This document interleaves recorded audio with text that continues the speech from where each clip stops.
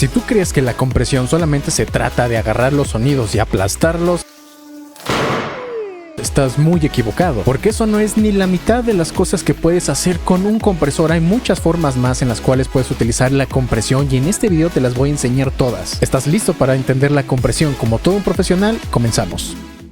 Recordemos rápidamente que la compresión se trata de controlar la dinámica, es decir, que si tú tienes un archivo, por ejemplo, de audio como este, los picos más altos y la diferencia con picos más bajos, esas diferencias son la dinámica. Y cuando piensas en la compresión, normalmente se trata de bajar esos picos para que los picos estén más cercanos, pero no es la única forma de hacerlo. Vamos a ver muchas formas que se pueden hacer, que se pueden implementar. Y esa que acabamos de explicar es la que se conoce como la compresión downward. En la compresión downward, tú lo que vas a hacer es elegir un nivel en el cual vas a querer empezar con la compresión, y ese nivel es el umbral o threshold en inglés, y cuando el sonido está pasando por encima, en ese caso es cuando se activa la compresión, como bajando el nivel de volumen de lo que esté por encima de ese umbral.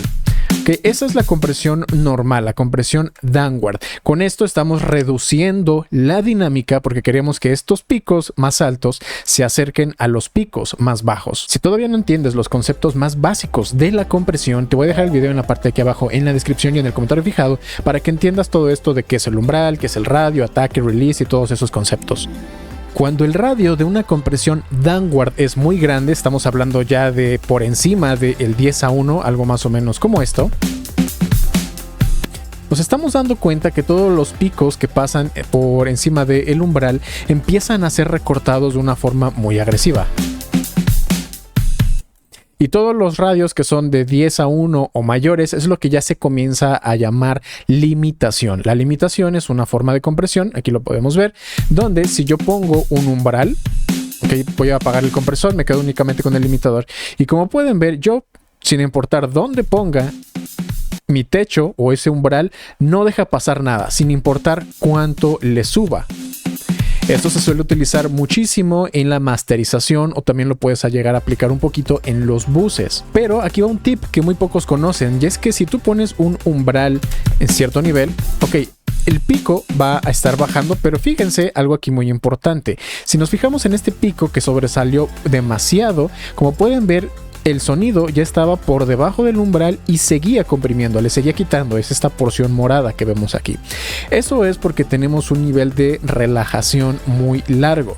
Sí, es este de acá. Si nosotros tomamos un limitador, le ponemos un ataque instantáneo y un release instantáneo, en ese caso nuestro limitador se estaría convirtiendo en una especie de corte. Estamos hablando como si fuera una especie de clipper. Y como pueden ver, aquí los picos están pasando, pero no hay tanta compresión después. De hecho, algunos limitadores tienen también esta otra perilla que se llama sustain, okay, que es para darle como una especie de tolerancia subiendo y bajando. Si yo pongo todo a 0, ahora sí estoy haciendo un recorte por completo de lo más brusco. Y esto me puede ayudar, obviamente, a controlar los picos de una manera muy agresiva, pero también puede llegar a ocasionar distorsiones. Estoy seguro que la mayoría de ustedes ya conocía los dos tipos de compresión anterior, pero aquí en adelante es donde las cosas se empiezan a poner interesantes. Y es que ahora vamos a ver una forma muy diferente de alterar la dinámica. Dijimos que queríamos controlar la dinámica reduciendo la distancia entre los picos. Por ejemplo, este pico que está aquí arriba y este otro pico que está aquí abajo. Pero ¿qué pasa si yo quiero expandir esa diferencia? Estoy amplificando la dinámica. También es posible hacerlo. Yo puedo seleccionar un umbral y decirle, ¿sabes qué? Quiero que todo lo que esté por encima de este nivel, por ejemplo, voy a bajar el volumen para que los picos estén más bajos, ok, y lo podamos ver ahí claramente. Yo puedo seleccionar un umbral donde estos picos están ahí, y ahora en lugar de aplastarlos o bajarlos, ahora voy a subirlos. Para eso esta vez voy a seleccionar un radio negativo, es decir, en lugar de comprimir o estar dividiendo, ahora voy a multiplicar. Estoy yéndome hacia el otro lado.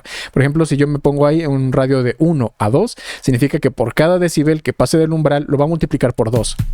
Y como pueden ver, ahora en verde tenemos picos más altos, es decir, controlé la dinámica, pero la estoy controlando amplificándola en lugar de reducirla. Y me puedo ir más extremo. Como pueden ver, conseguimos sonidos que de repente tienen un poquito más de chispa, Ok, ¿Ok? Puedo también modificar el release y conseguir diferentes comportamientos. Esto es lo que se conoce como una expansión de dinámica. Aquí una pequeña aclaración muy importante, y es que tenemos que diferenciarlo de lo que se conoce como un transient processor o un procesador de transitorios. ¿Por qué? Porque a diferencia del compresor, yo tengo un umbral fijo, ¿ok? Yo tengo un umbral fijo a partir del cual, si pasas de ese nivel, le subes el volumen. Pero en un procesador de transitorios no importa el umbral, no existe de hecho el umbral, sino que cada vez que vea un pico, sin importar a qué nivel llegue, va a estar subiendo o bajando. Okay, esa es la principal diferencia de un procesador de transitorio. Simplemente automáticamente es como si el umbral lo estuviera ajustando para cada uno de los sonidos que está recibiendo. Si quieres aprender un poco más sobre el Transient Processor, te dejo igual el video en la parte de aquí abajo en la descripción y en el comentario fijado. Normalmente muchos de los procesos de audio tienen como que su inverso, tienen su némesis, y así como existe la compresión downward, su némesis es la compresión upward. En este caso también vamos a reducir la distancia entre los picos, pero con una gran diferencia, y eso no lo podemos hacer con el Fruity Limiter, lo vamos a ver con Maximus. Esa diferencia es que yo puedo seleccionar un punto específico, de nueva cuenta puedo seleccionar un umbral, que en el caso de Maximus se logra colocando puntitos como estos. Y aquí, en lugar de que todo lo que pase por encima del umbral yo le bajo el volumen, lo vamos a hacer al revés. Todo lo que esté por debajo del umbral, de la línea verde, le vamos a subir. ¿Y qué es lo que estamos viendo? Los picos normales, lo que estamos viendo más o menos como a esta altura, a esta línea verde, esos picos están manteniéndose exactamente igual, pero todo lo que está por debajo está subiendo de volumen. Eso significa que estamos realzando el fondo del sonido, estamos realzando los detalles. Muy bien, eso es lo que estamos logrando cuando hacemos este tipo de compresión. También lo podemos hacer de esta otra manera. Okay, los picos siguen llegando al mismo lugar, pero estamos realzando todos los detalles que había debajo de ese nivel. El siguiente tipo de compresión es uno muy abrupto, muy exagerado, pero que nos ayuda a conseguir también cosas muy interesantes, y eso es el gate o puerta. En este caso yo voy a seleccionar un umbral y todo lo que pase del umbral lo voy a escuchar normal, pero todo lo que está por debajo del umbral no vamos a escuchar absolutamente nada. Es como si fuera una combinación y una muy exagerada de la compresión upward, pero esta vez todo lo que esté por debajo del umbral lo voy a apagar. Y puedo hacer algo más o menos como esto. Básicamente me estoy quedando únicamente con los transitorios de mi sonido. Con los que acabamos de ver ya estamos cubriendo los tipos de compresión más básicos o los tipos sencillos, pero de ahora en adelante comenzamos con los interesantes o los más complejos. Y el primero de ellos es lo que se conoce como una compresión paralela. La compresión paralela es una técnica que de hecho acabo de explicar recientemente en un video. Si lo quieres ver a fondo, te lo voy a dejar aquí abajo en la descripción y en el comentario fijado. Es una técnica que ayuda a tener un sonido muy profesional, que suene muy lleno, que suene con bastante pegada y cuerpo. Básicamente lo que hacemos es tener en nuestro flujo de señal una duplicada, ¿ok? La señal duplicada vamos a dejarla de abajo normal, ¿ok? Y la que está por arriba la vamos a comprimir, pero le vamos a aplicar una compresión muy fuerte, ¿ok? Ya sea que pongamos una compresión downward muy abajo, con un radio muy alto, y al hacer eso nos estamos quedando muchas veces también con los detalles, el fondo de nuestro sonido. Y si eso lo combinamos con la señal original, lo que va a pasar es que nos estamos conservando los picos originales y al mismo tiempo estamos obteniendo también parte de esa saturación que provoca la compresión tan fuerte y de los detalles del sonido original que tal vez anteriormente no se alcanzaban a escuchar tan claros. Si tú no tienes un compresor que tenga acceso a la compresión upward, esto puede llegar a ser una muy buena alternativa y que también tiene bastante control, porque también con la otra señal, la que viene por separado, podría, si tú quieres, combinarle algo como por ejemplo expansión de dinámica, y así no solamente obtienes un sonido que es más dinámico en los picos, sino que también los detalles han sido levantados, solamente para que vayan viendo algunas de las cosas que se pueden hacer combinando todo lo que hemos visto hasta este momento. Y así como la compresión downward tenía su némesis, que era la compresión upward, la compresión paralela también tiene su némesis, que es la compresión en serie. En este caso estamos hablando de que voy a comprimir un sonido con 2 compresores o incluso más en cadena. Aquí no estoy duplicando la señal, sino que una señal entra a un compresor y esa señal comprimida entra a otro compresor y así, uno tras otro. ¿Eso para qué sirve? Por ejemplo, yo puedo tener en el primer compresor una compresión downward mucho más ligera.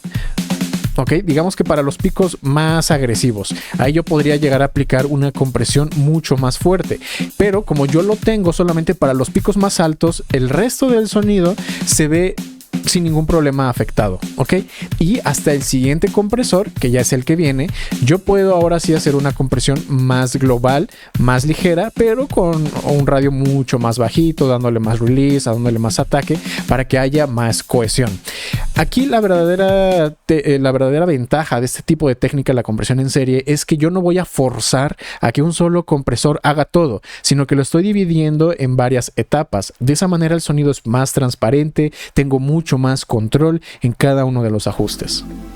Ya aprendiste muchas técnicas, pero todavía vamos a llevarlo al siguiente nivel, porque hasta ahora todo lo hemos estado aplicando al sonido completo, pero ¿qué tal que lo quiero aplicar a una banda de frecuencias específicas? Ahí es donde entra el siguiente método y eso es la compresión multibanda. Y es que la compresión multibanda puedes llegar a aplicar todo lo que ya vimos anteriormente, pero enfocado a frecuencias específicas. Por ejemplo, digamos que tú tienes problemas de picos, pero esos picos únicamente están en las frecuencias altas. No tiene caso comprimir todo el sonido, porque a lo mejor el pico lo activan las frecuencias altas, pero terminarías comprimiendo también los medios y los graves. En ese caso, la compresión multibanda te permite tener, es como si fueran 3 compresores o más en uno, y vas a tener mucho más control. Por ejemplo, si tú tienes un sonido donde estás interesado en mantener mucho control sobre las frecuencias graves, yo puedo comprimir únicamente las frecuencias graves y además combinándolo con todo lo que ya aprendimos. Por ejemplo, podría hacer una expansión y después del siguiente punto hago una pequeña compresión de este tipo. Okay, estoy levantando en este caso los detalles de las frecuencias graves, pero el resto de las frecuencias se mantienen intactas. Y así tú puedes cambiar de una forma extremadamente precisa tu sonido. Pero si crees que esto ya es bueno, espérate a ver lo siguiente. Acabamos de ver la compresión multibanda y normalmente la mayoría de los compresores multibanda solamente te van a dar 3 o 4 bandas, frecuencias graves, frecuencias medias, a veces medias bajas o medias altas, y por último las frecuencias altas, teniendo como máximo unas 4, algunos hasta 5 bandas. Pero ¿qué tal si te digo que puedes llegar a tener miles de bandas? Eso es lo que se conoce como la compresión espectral. Si quieres aprender más sobre la compresión espectral, recientemente hice un video, te lo dejo aquí abajo en la descripción y en el comentario fijado, porque es también muy interesante las aplicaciones que puede tener. Pero nada de esto tendría sentido si no sabes cuándo comprimir.